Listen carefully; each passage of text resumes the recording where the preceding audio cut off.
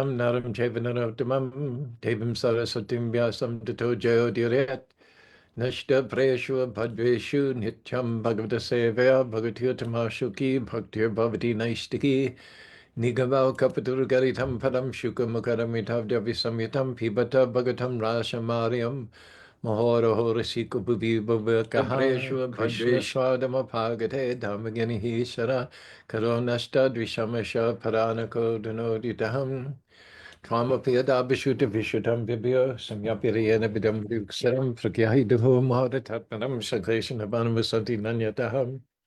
Hey Krishna Karuna Sindhu Dinabandhu Jagapate Gopisha Gopika Kanta Radhakanta Namostute Jayatam Sarito Pango Mama Manir Matir Matsarvasya Padam Boja Radhana Madana Mohanam Sriman Rasarasarambi Vamsipara Karsan Vinaya Shanurpago Gopanata Sriyasanaha Divyad Bindaranya Kapadrumada Srimad Ratnakara Shima Sanishto Sri Sirada Shira Govinda Deva Prasadavihi Sevimanashmanami Namo Brahmanya Devaya Go Brahmanitaya Chajigaritaya Krishnaya Govindaya Namo Namaha Om Ganati Marandasya Ganagana Sarakaya Chaksavarun Militam Yana Tajmai Sri Gurave Namaha Sri Chaitanya Manovistam Stapitam Yana Bhutare Swayam Rupa Kadamayam Dadati Swapantikam Vandeham Sri Guru Shita Parakamanam Sri Gurun Vaishnavam Sya Sri Rupam Sagadam Sahagana Raganatam Vitam Stam Sadevam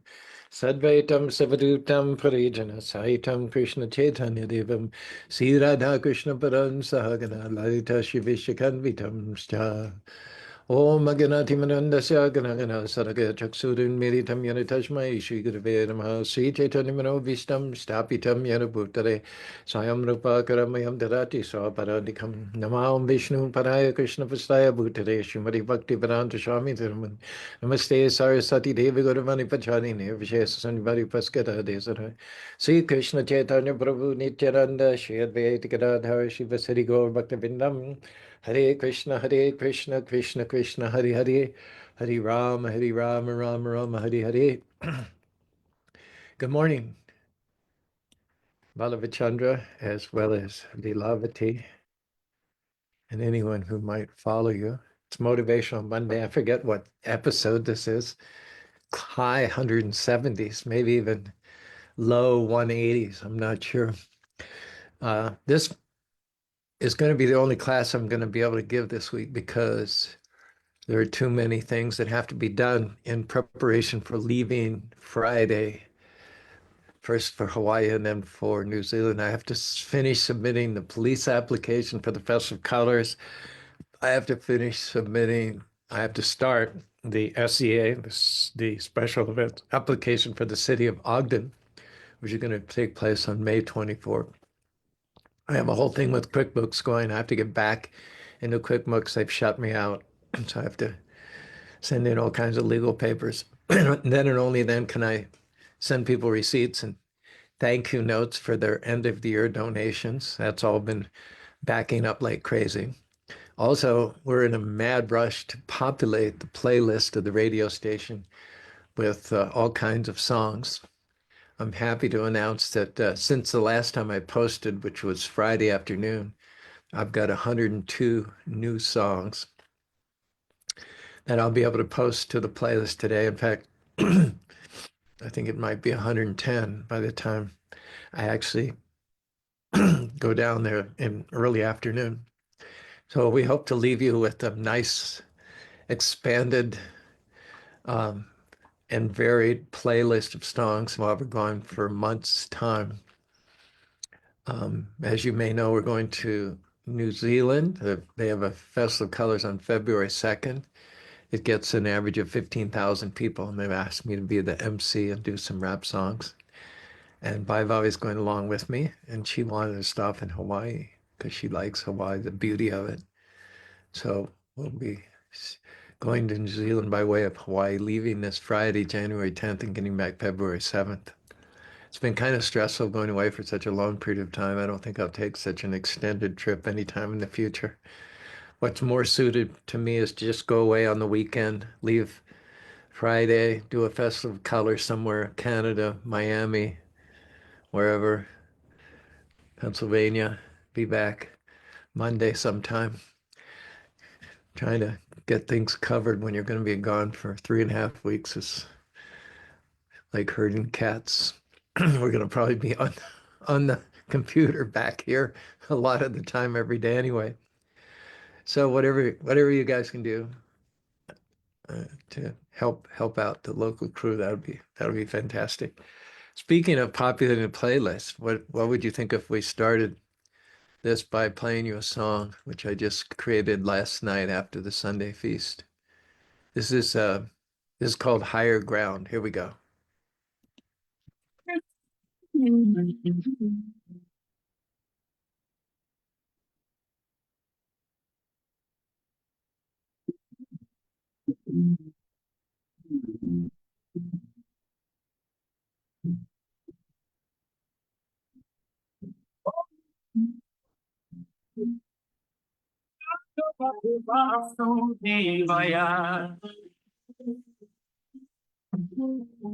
There reminds no high ground reigns supreme. Strategic advantage, that's the winning scheme. These chants Hare Krishna elevate their aim. Higher ground they ascend, stake their claim. In the valley first gained on the peak, elevated view, the vision you seek. See the whole battlefield, enemy strong points and weak. Chant and fight, fight and change. No top straight. Use the valley's light. Chanting Shakti empowers the fight. Words are weapons in the day and the night. Watch your sleep. It's your blind.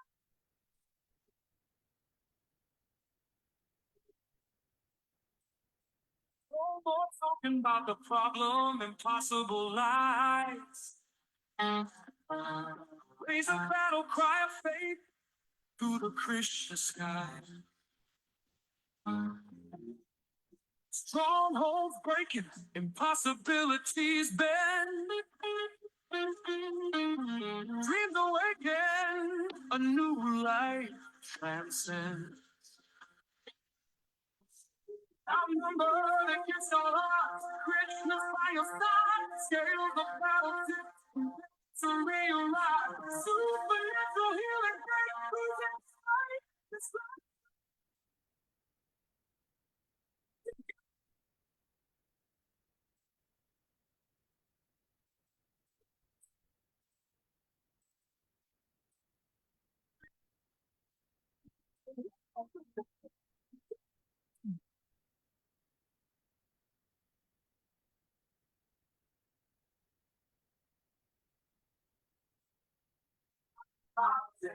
Awesome.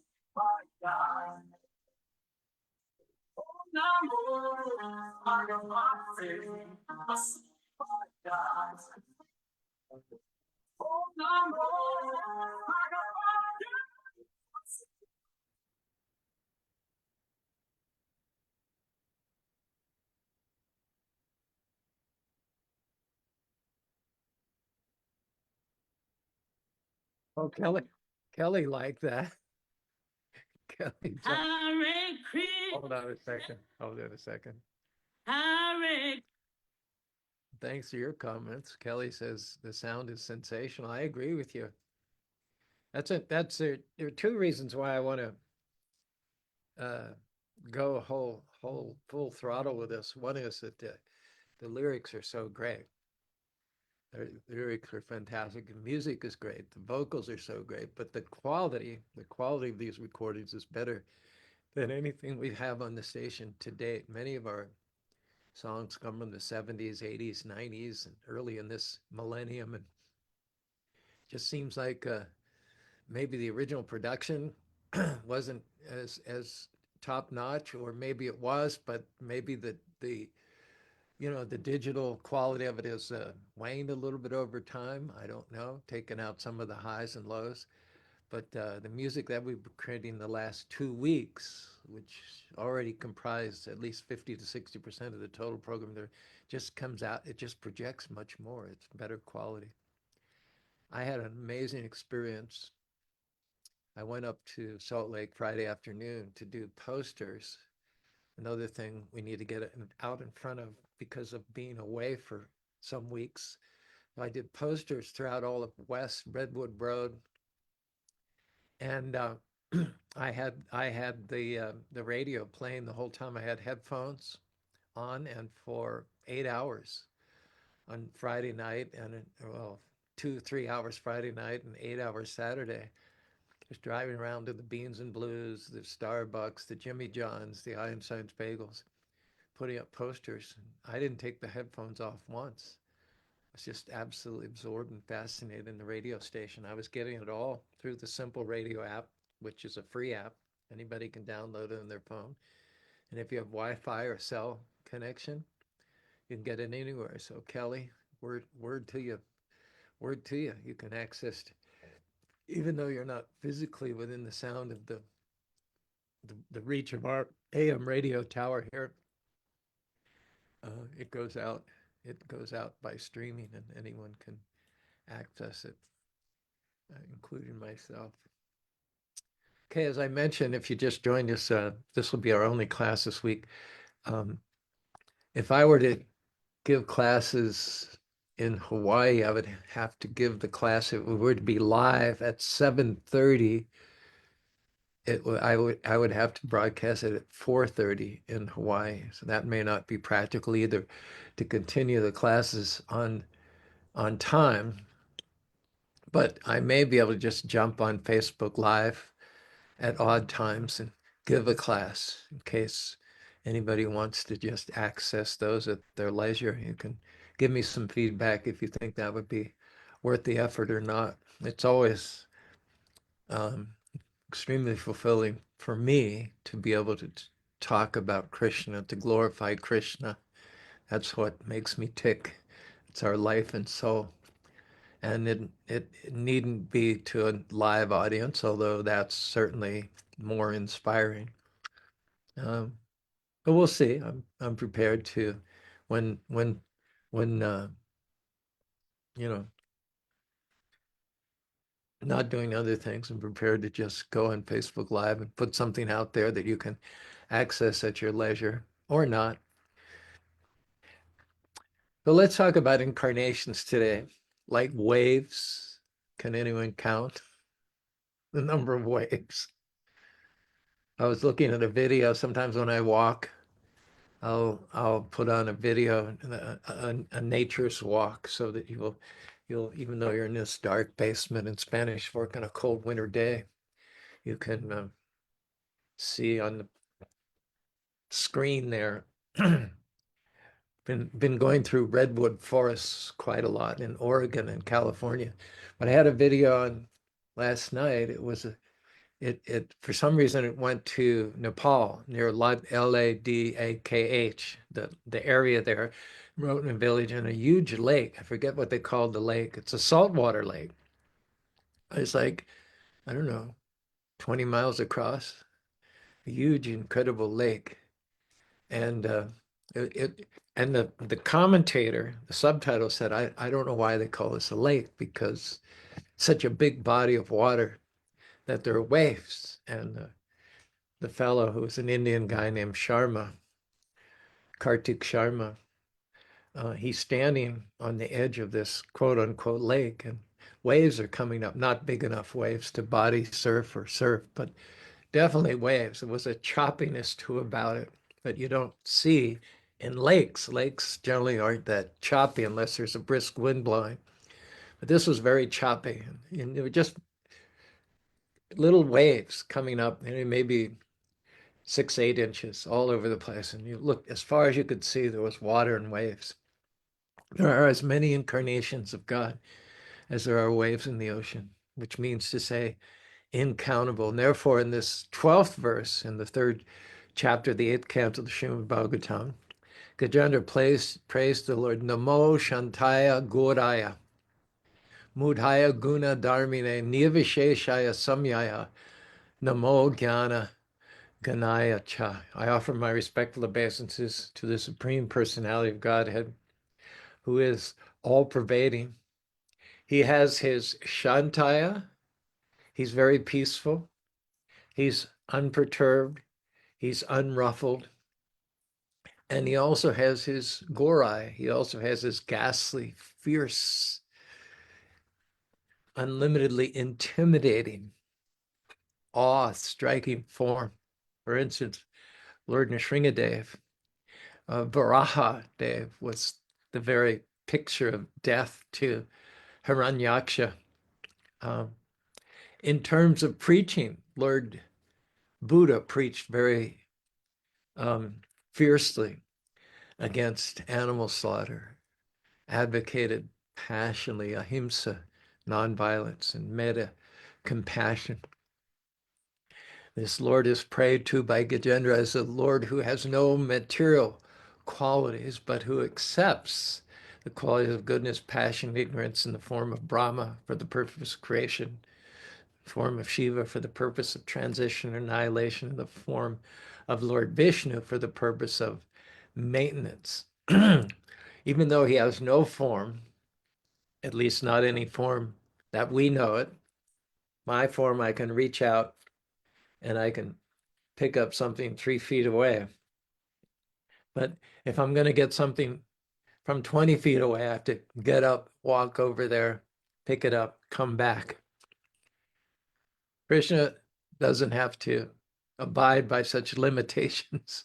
He can reach, he's within every atom. So it said, Sarvata paniparam tat sarvata citara sarvata shrutima samrita tishtati. His hands and legs are everywhere. His eyes and faces are everywhere. His mouth and nose and ears are everywhere. He's one and the same, a person, but he has no limitation to his senses. Not only is there no limit to the distance over which his senses can reach to acquire something, but his senses are also interchangeable. He can speak with his nose. He can hear with his eyes. There's no differentiation between one sense and another. He's an entirely omnipotent, unlimited spiritual entity. Who's the source of all material and spiritual worlds.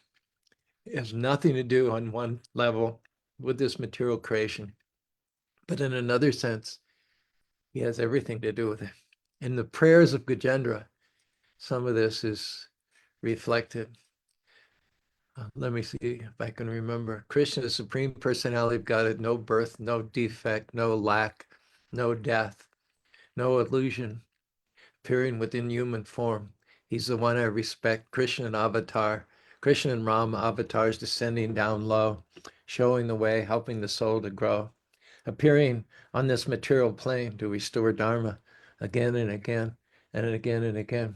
Krishna, Supreme Person, divine comprehension, his actions divine, beyond the human dimension, saving the devotees, uplifting to the light, destroying the demons, ending their blight.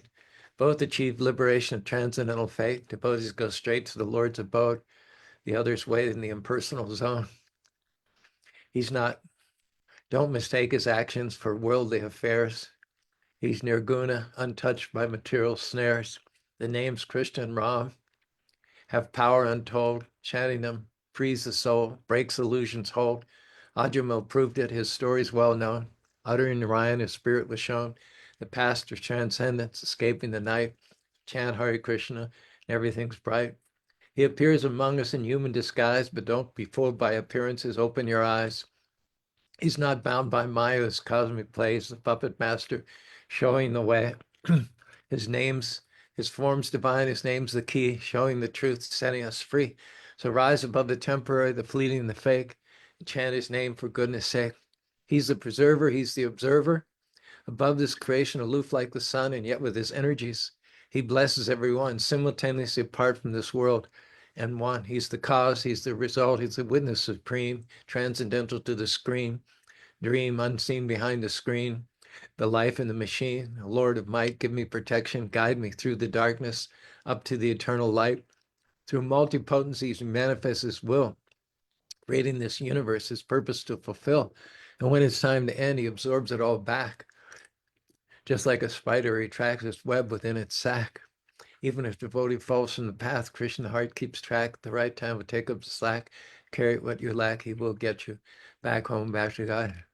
So chant Hare Krishna, Mahamantra's call. In this life or the next, it will never fail.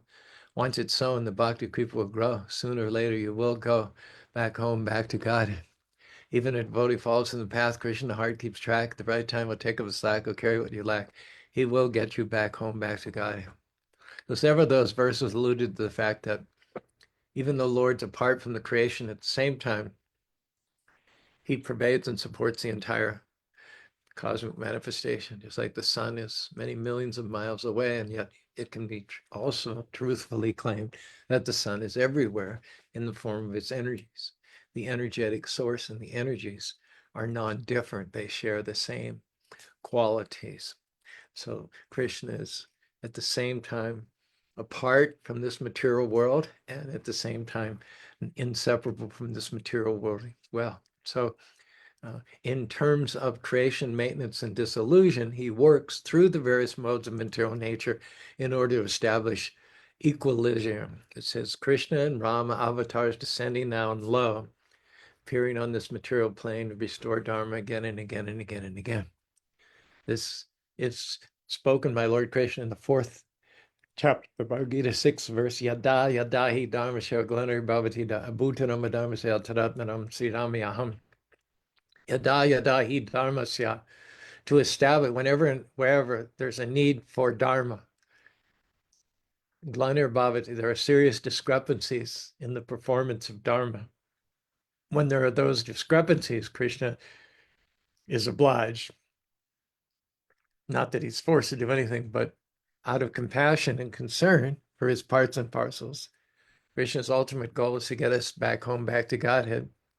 So he doesn't want us to sink so low that becomes an impossibility. He wants to keep that always within the realm of possibility. And so in multi-incarnations, he appears to keep things from getting too far out of hand. There are instances, for instance, at the end of the Kali Yuga, when there are so few, if any, redeeming factors in human society that Krishna does allow universal destruction, after which there's a reset, a restart, and a renewal. But as long as there's hope, as long as there's anything that Krishna can pin his hopes on, he'll do his level best through multi-incarnations to keep us from sliding totally downward and out of reach for us. He tries to do what he can to keep our position retrievable.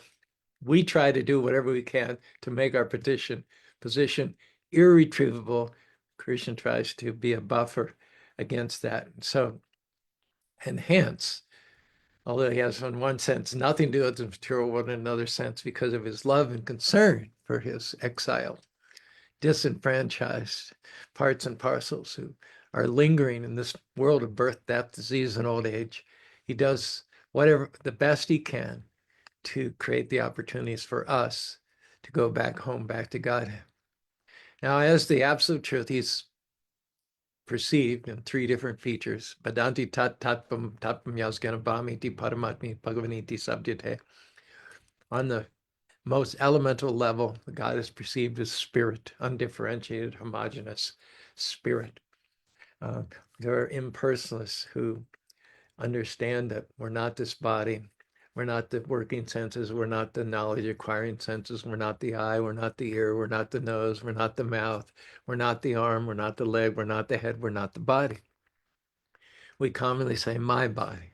That phraseology in itself indicates that I am not the body. I am an entity who has a body, but I am not the body itself. Otherwise, why would I keep repeatedly referring to the body and the parts of the body as my this, my that, my this, and my that? So this elemental level of knowledge to know that behind matter is spirit. Without spirit, matter hasn't got the capacity to come to life, to animate itself. That's called Mayavadi, or the impersonal level of realization. And generally, the Mayavadis want to merge and become one in the effulgence of the Lord. They've perceived the existence of spirit, but failed to identify variety and diversity in the spiritual world itself. They simply define spirit as the absence of matter. If matter means interpersonal relationships, if matter means individuality and sentiency, they they believe that by negating all those things, they positively establish a spiritual fact.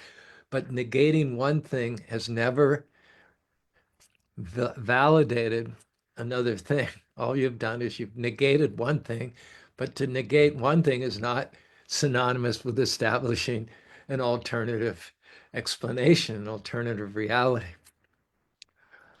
In the early days of exploration in America, people landed on the coast, Virginia, New England.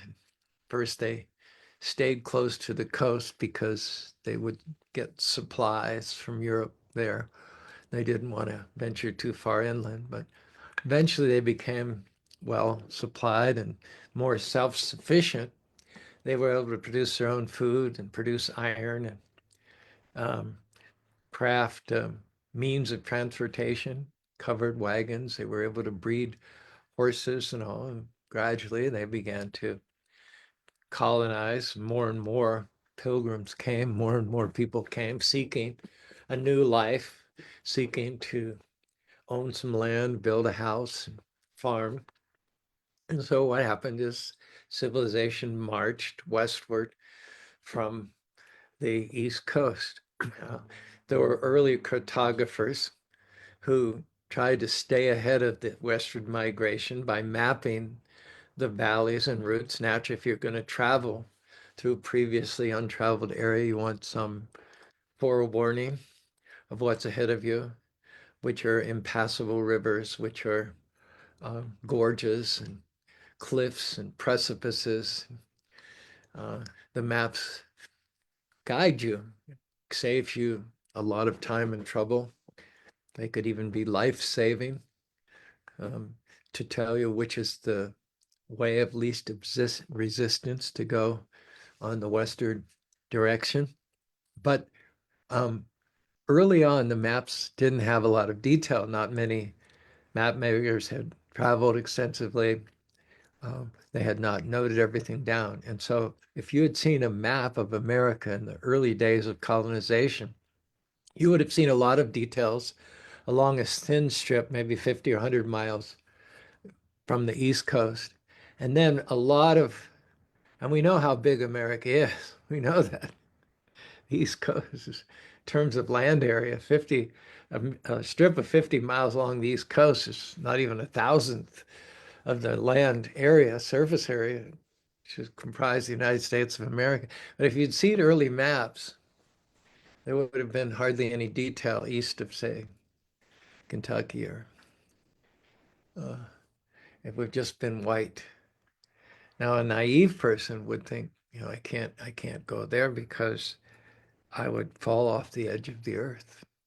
They would mistake the lack of detail on the map, the whiteness of the map. They would mistake that, thinking that there's nothing there. It's just a void. If you go west of Kentucky, once you get past those parts of the topography which have been chronicled and landscaped, if you were to set foot beyond that, where the map itself has no detail, where it's only white paper, it would be, some ignorant people would think, well, we would just fall off into outer space.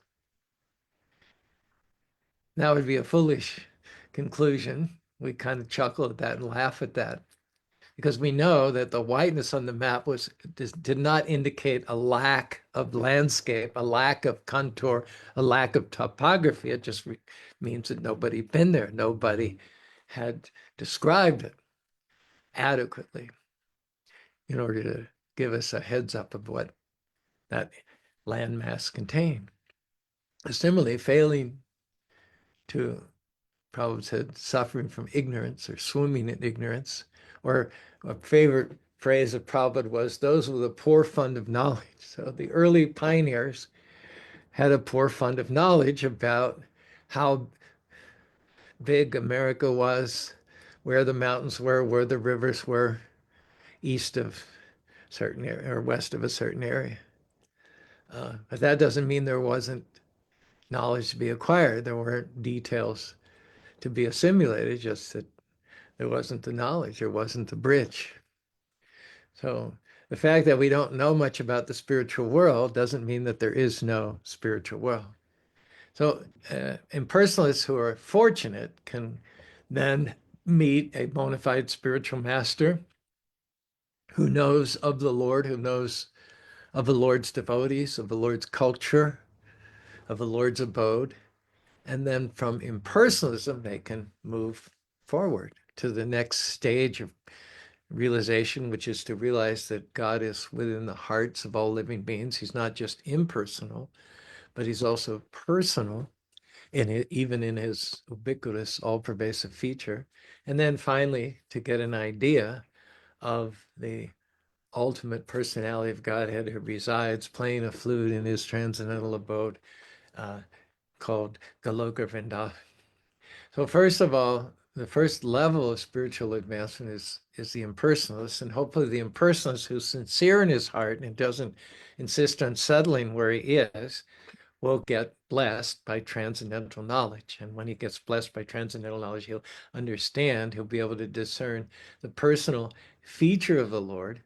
And then if he's especially blessed, he can understand the personality of Godhead, Krishna. Krishna himself, Vairagya Vidya Nidhi Bhaktinam Shichartameka Purusha Paranam, Sri Krishna Chaitanya Kripambadhir Yashta Maham Prabhadye. Krishna himself taking mercy, taking compassion upon the living beings, comes as none other than Sri Chaitanya Mahaprabhu, the devotional incarnation of the Lord. Shikshartameka Purusha Paranam, none other than Krishna, the Purusha Paranam, the Supreme Personality of God, has come as a teacher to teach us how we can access the original form of the God. And Lord Chaitanya's lesson was, his teaching was, chant Hare Krishna, Krishna Krishna, Hare Hare, Hare Rama, Rama Rama.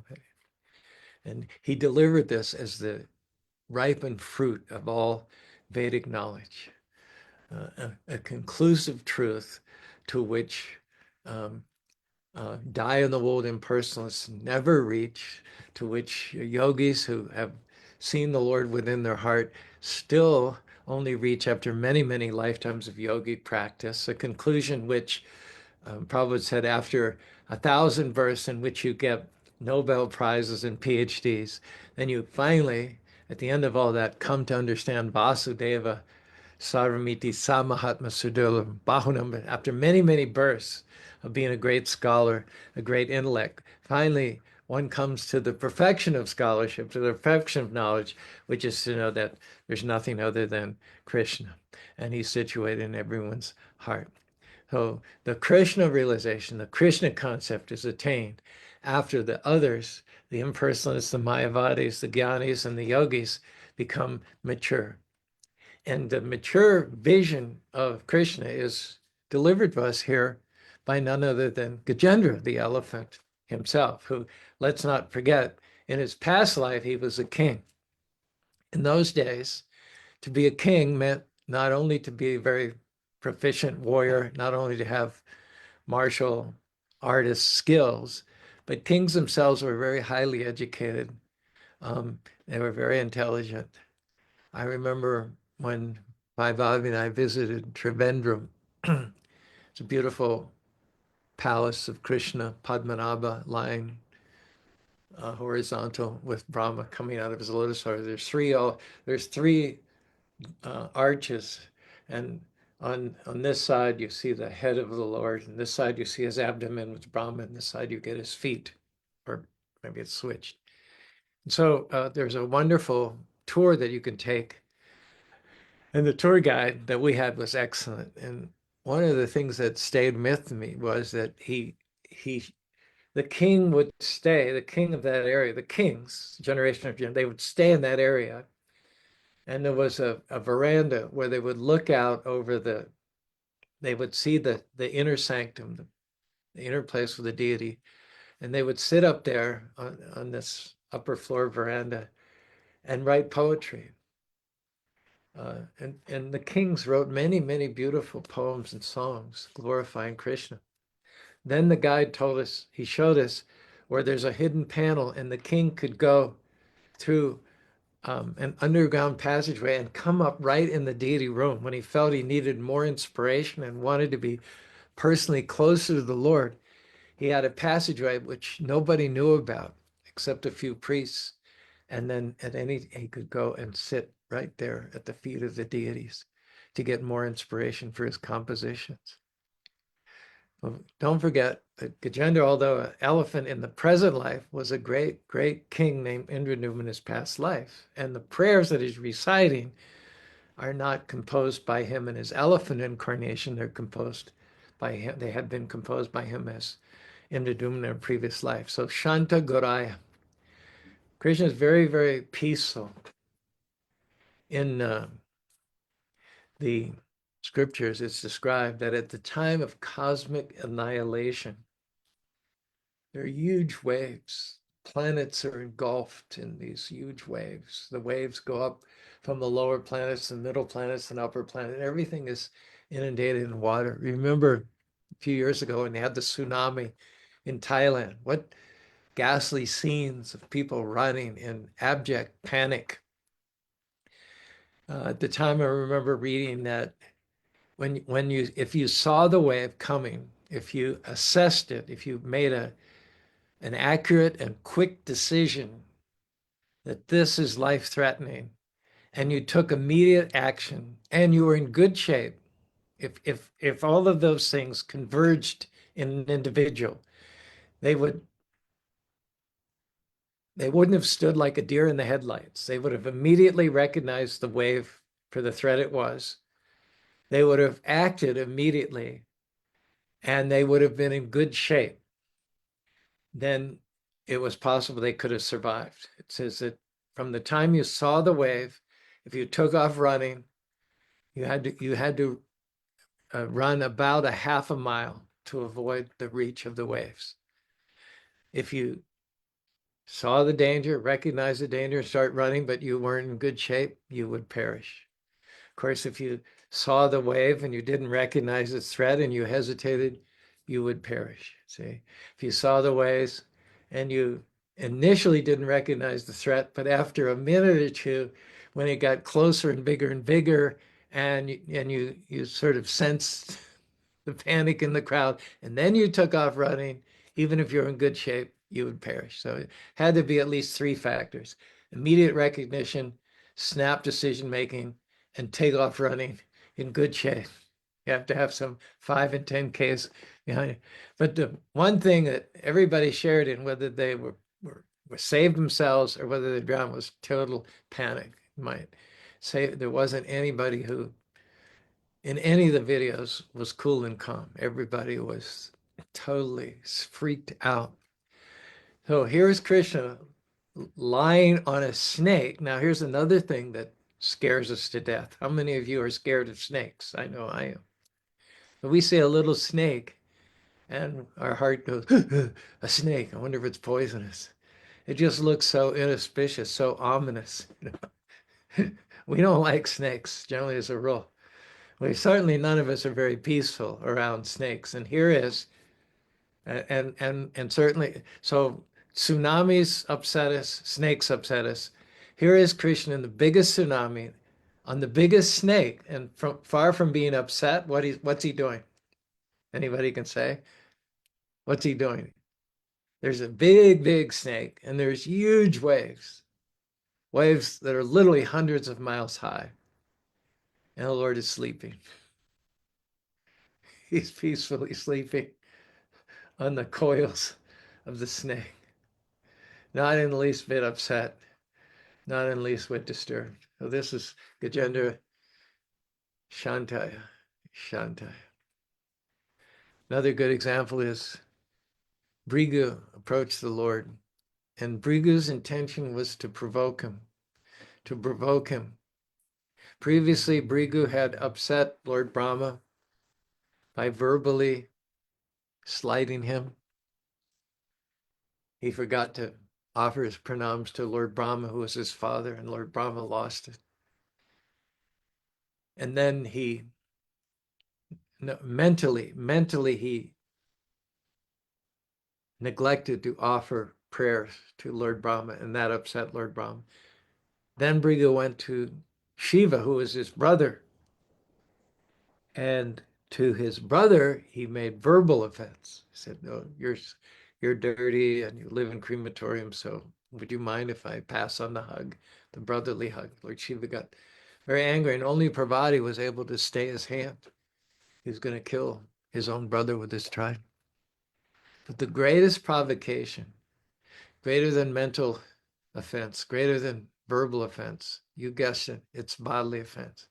So the greatest offense, the greatest provocation Brigu saved for Lord Vishnu.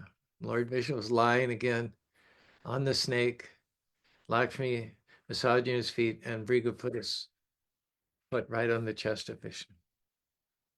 Even in this culture, which is a degraded culture of mlechas, we have a sense that putting your foot on someone's upper body is not a good thing. Not a good thing. Usually the victor indicates the total degradation, the total demoralization, and more often than not, the death of his opponent by putting his feet on his head or his neck as he lies in the dust in the battlefield. Brigu literally kicked the Lord's chest while he was lying down. And even though the Lord was the recipient of the greatest provocation, the greatest insult, he was not in the least bit disturbed. His shantai, his peacefulness, was not agitated at all. He took Brigu's foot, he captured Brigu's foot and began to massage it. He said, "Oh, my great sage, you've blessed me. I now have the dust of your feet on my head and my body. Is this is a rare and unique, beautiful privilege. But I'm afraid that because my chest is hard like a thunderbolt and your feet are the Brahminical soft lotus feet, you may have injured your foot. So let me massage your feet. And by the way, please have a seat.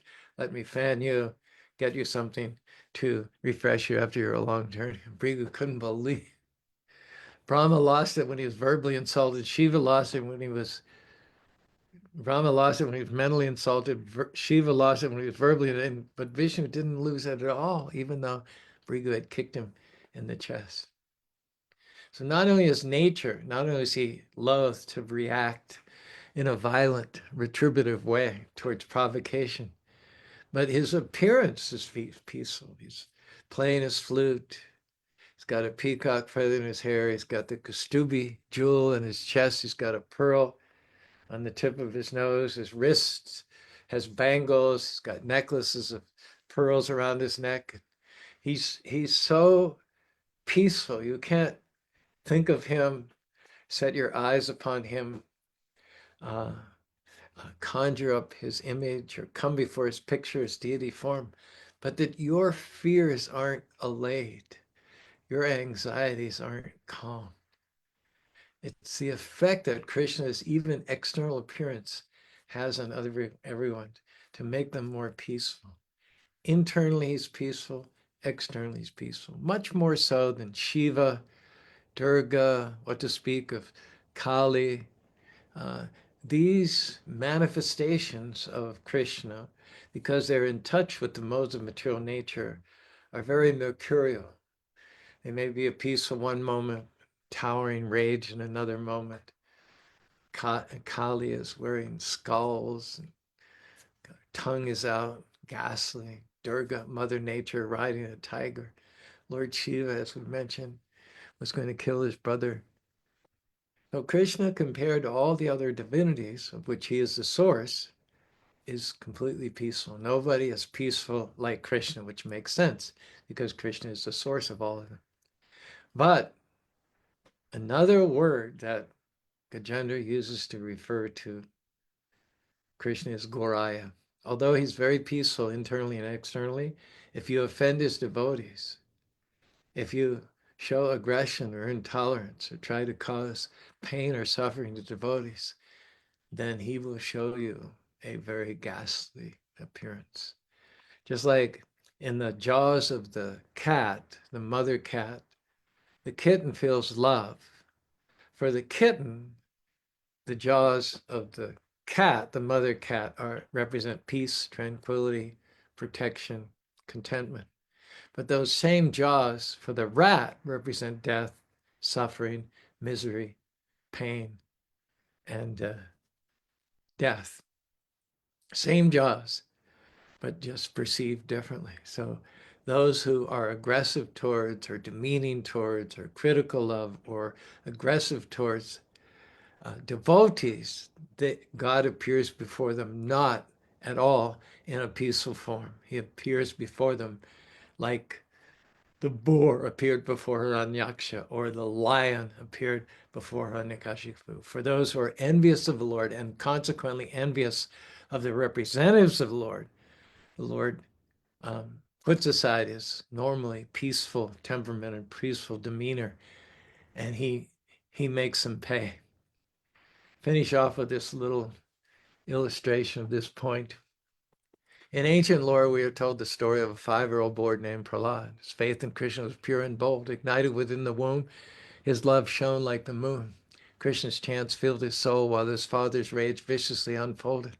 His father, Hiranyakashipu, a demon king, demanded worship and decreed that everyone his praises sing, but Prahlad's heart yearned to be free.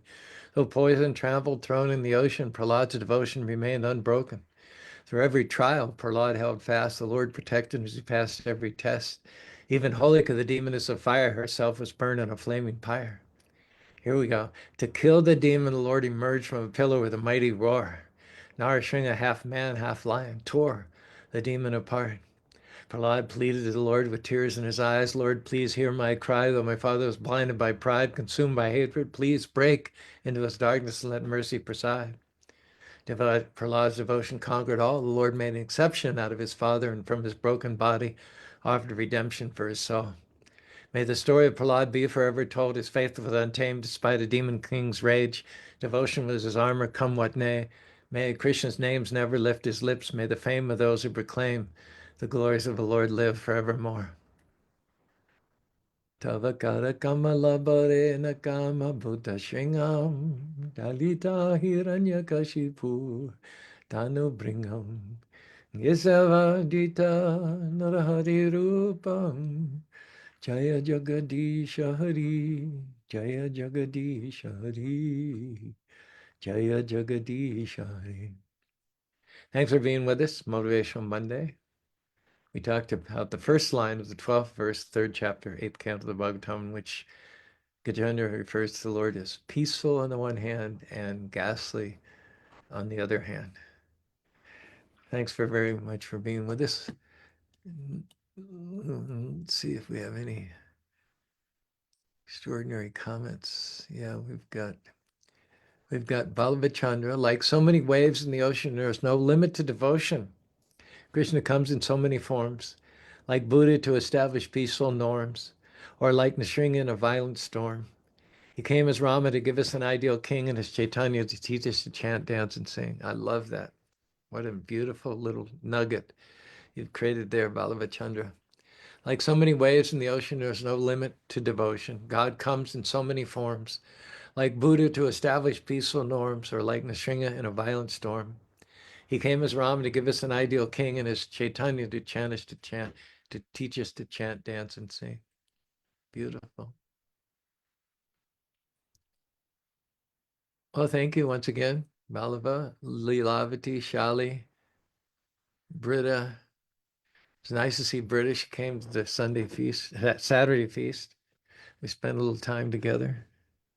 Yeah.